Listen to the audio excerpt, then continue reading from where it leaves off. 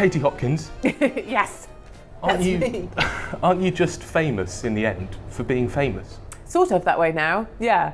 It has become like that. It wasn't always like that. There was kind of the me that used to go to work like a sensible person every day in New York. Then there was the me that did The Apprentice. And then kind of the me that did commentary and business. But now it's mostly media, yeah. You've been described as the nearest thing to a real-life definition of Marmite. We either love you or we hate you. Is that fair? Yeah, absolutely fair. I think I should probably be sponsored by Marmite in reality. And I quite like that idea that if you have a strong opinion, at least people can either hate that opinion or like it, or even it's become about me, so they can either hate me or like me, but at least they don't go, yeah, bit like tea, milky tea, whatever, or magnolia, whatever. That to me would be a tragedy. So I think it's really important that we have strong opinions and it allows people to have a view about you. And the politicians these days, of course, don't want that. They want to be loved by everybody, and I think that's a great pity. What about some of those strong opinions, though? I think you've said that you won't employ people with a tattoo, you won't employ people you deem to be fat. Goodness me, you judge people based on their names. Isn't diversity something to be celebrated rather than avoided? We can celebrate it. Yes, we can celebrate it. But I think one of the things taking the mick out of me. I am taking the mick out of me. I think it's important, especially when people say the word diversity. Okay. Like kind of The Guardian would do, or they say diversity and social mobility with the same kind of voice, which is a sort of noble voice, like that's what we should all aspire towards. But for me... We shouldn't aspire towards diversity. I don't think we should aspire towards it. Okay. You know, if it happens, that's marvellous. Social mobility, I don't believe in any social mobility policies. I think they're all a load of codswallop, quite frankly. But I do have very strong views, but also I have views that quite a lot of people have, and I think that's why they annoy people so much, actually, is they know that actually secretly it's stuff we say inside our houses. People say, oh, Star, the name Star, Tyler, Destiny, they're names that a lot of us, middle class women that like our children to grow up nicely, go when you hear them. And it's just that I'm saying out loud what people usually say in private. On that note, when we approached you some time ago for an interview and you were enthusiastic, for which we're very grateful, that email came from an Oscar and Philip. What if it came from a Tyler and Wayne, for example? Would you have replied differently? Oh, I would have accepted that. I mean, if I can help somebody to do something, then I will definitely do that. I even spoke with a Tyler on Sky News, and I had a Tyler against. Thank you very much. Yeah, achievement in my life. And I had a Tyler against me when I spoke at the Oxford Union. They managed to find one. They had to scour the campus. They opened up closet doors. They looked behind wardrobes, and they found one single Tyler in the whole of Oxford's campuses. And so we had a debate, and they proved, look, we found a Tyler. As if that made them right. No, because in the rest of the whole of the Oxford Union, I said, right, hands up, anybody with any of the names, you know, that we could think of, none. Which sort of proved my point. I think David Beckham's son, Brooklyn, is named after where he was conceived. So is there any particular reason why your daughter's called India? No, for me, so it's a bit like, so there's a lady called Lettuce on Britain's Got Talent. This may be too rarefied for you to know about, but Lettuce, Lettice, and that to me is a name, whereas of course for many people that would be a form of salad. And it's same for me, India was always a name, but I appreciate, absolutely, point scored. I'm never going to win on this one. India is a geographical location, so I have to let you have that point. What's the biggest lie you've ever told? Oh God, loads. I'm a brilliant liar. Yeah? Yeah, really, really good. Is that the truth? It's true that I'm a great liar. Yeah. Whereas my husband's really crap at lying. His lips wobble when he lies, so I know instantly if he's trying to tell me a fib. But I'm a really good liar, actually.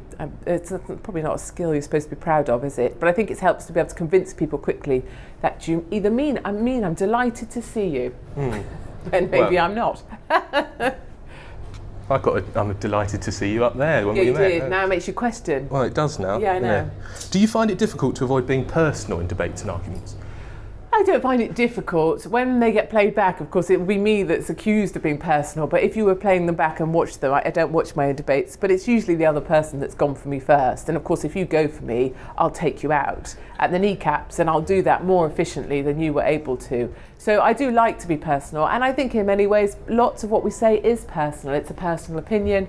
So I'm going to attack the person. I've got no problem with that. And I think people need to get a bit thicker skinned. I think we're a bit too sensitive in this world. Stella Creasy, Criado de Perez, pathetic. You've spoken out against political correctness, but isn't being PC a way to protect vulnerable minorities in society? Oh, I think PC has just gone, it's gone so far. I mean, sure, okay, great, we're going to look after a few people, but the problem with it is that it's a very blunt tool, and what it's doing is taking out vast swathes of our vocabulary. So, for example, last week, the BBC said that we weren't allowed to use the word girl, and they censored the word girl from a documentary they're making. A man said, I don't want to be beaten by a 19-year-old girl, and they figured that would be insensitive to females. So instead they used lady or woman? Or? No, they just deleted it. Oh, really? So I don't want to be beaten by a 19-year-old. Oh, I see. So we weren't allowed to use the word. I mean, it's getting crazy. If you can't use the word girl, we're starting to get a little bit too sensitive.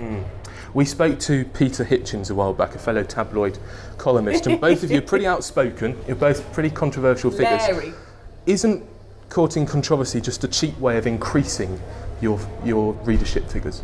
I think it's much too easy to excuse people as being controversial, and some people excuse my Twitter account by saying, oh, it's a parody account. It's a really easy way of going, no, that can't possibly exist. People like that can't really be real. Whereas we are real, we do think what we say, and it isn't just being controversial, it's just having bold views, and we're just not used to having people that are black and white about the way they say stuff anymore, because everyone wants to be liked. Yeah. Are you more offended by people labelling your Twitter account controversial than you are some of the abuse? Oh, totally. Yeah. So if someone calls me a parody, that infuriates me beyond belief, because no, I exist, I'm real, people think like I think, do not dismiss me. Take note, Twitter world. Yes. Okay. Do not, yes, if you keep calling me a parody, it does wind me up.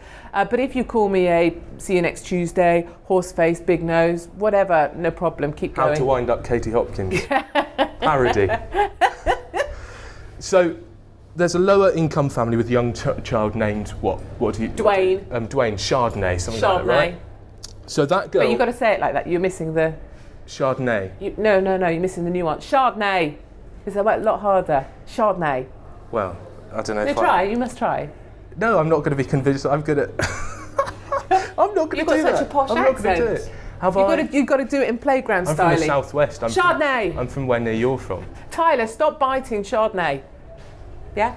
Yeah. So that girl, in a world that you governed, would have no chances in life because she'd never be employed. No. Right. She could never play with her children. She'd probably get a job. McDonald's. Okay. Well, she could never play with other children. She wouldn't receive a good education. So what you're doing is you're effectively ruining her life, aren't you? Based on factors that she can't control. That's evil, isn't it, Katie? I don't think it's evil. I think it's important to recognise that we all belong to a certain social class. I don't have a problem with that. And social class is actually a massively effective way of getting elite people to elite institutions, educating them brilliantly and sending them off to be leaders of this country. I don't think that's massively inefficient. I think that's actually a very efficient marketplace, and I celebrate that. I recognise that Tyler, Chardonnay, Destiny, Star, Hunter, Gatherer, and Aston and Villa, the twins. There is a place for them in the world, but is that place the Westminster or boardrooms, FTSE 100 companies? No, it's not. Why pretend? Why shouldn't it be? Because it doesn't work like that, because they're not working hard at home, they're not doing as much homework as everyone else, they're not turning up to school on time, they never have the right school uniform, and if you can't start to learn discipline at an early age, you're not going to succeed later in life. We're not going to agree, are we? No, absolutely, and that's the beautiful thing about us, about so many people that are around me, is that we can agree to disagree, and that's what I celebrate. And people can never understand it when we do Q&As. I get asked really harsh questions, but I kind of love that. I love that people feel able to say really harsh stuff that they would never say in polite society. Yeah. That's a fantastic achievement. We spoke to Edwina Curry, who told us she's grown tired of being divisive. So much like yourself, she's quite provocative. Do you think you'll ever make an effort to be less confrontational? She's grown tired of being divisive. She said she's mellowed a bit. Mellowed? Edwina? Last time I saw her, she was jabbing her finger at a member of the crowd going, get a job, get a job, get a job. And then one of the feminists on the stage with her burst into tears, told Edwina to F off, and marched off the stage. So I'm not sure she has really grown less divisive. But when I met her on Question Time, she was in a wheelchair, and that look rather suited her. Ouch. A couple from our viewers, Katie. Barry from Watford. Barry from Watford sounds like he's from Wales. Wonders if you're just being controversial or if you really mean the things you say. And that's very fair. And that's a question I get asked in the street. So people say, you don't really mean the stuff I say.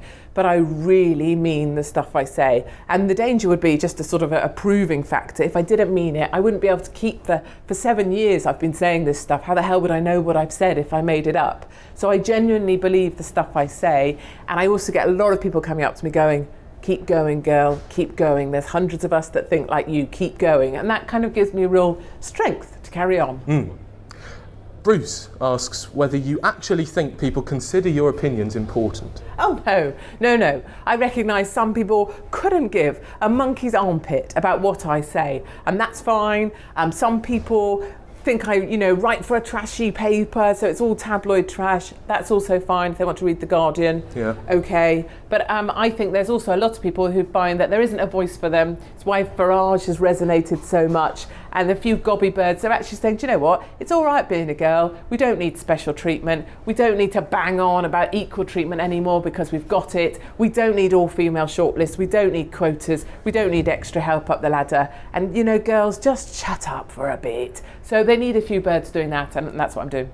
And Georgina says, Katie, if you love the Sun readers for being ordinary, hard-working people who aren't paid enough under the current political system, if you love them, why do you endorse an elitist and increasingly unfair business approach to the economy? Oh, I don't know about elitist. I agree, I certainly think there's an elite approach that works very efficiently, but I also am there speaking up time after time for hardworking people. So 14-hour shifts. 14-hour shift workers probably get 90% of my attention on Twitter because I love those people so much. I do think the minimum wage is fair. If it was up to me, I would let the market decide our minimum wage. But I love the Sun readers. I love the lads that read the Sun. I have a massive place in my heart for the British military. They make up a massive percentage of our readership. And I love the people that Twitter me to say, I love what you wrote, this was great, or this annoyed me, or whatever. At least it gets people engaged. Katie Hopkins, thank you. It's my pleasure. We have survived the squeaky doors.